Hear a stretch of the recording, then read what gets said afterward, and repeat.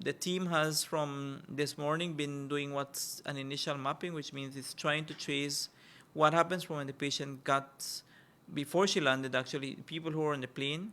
We already have that list. People who she interacted with at the airport.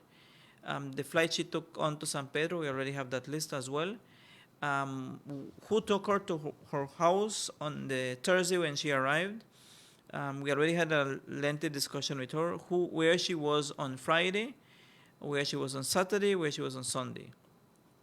So based on that, then you start doing initial screen tests for those who are in immediate and close contact with her.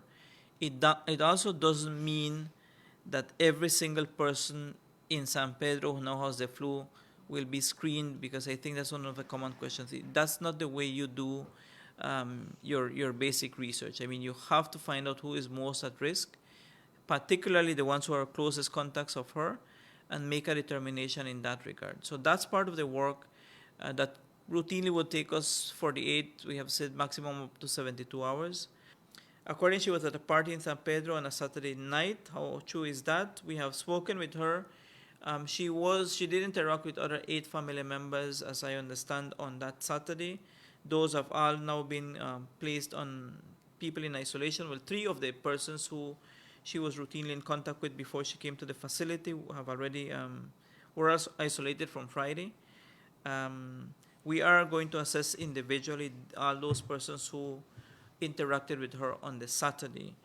The people who were more closely in contact with her on the Friday, on the Thursday, Friday, those will be swabbed and brought to Belize today. That should be, the process will start maybe at 5 p.m. in terms of running the samples.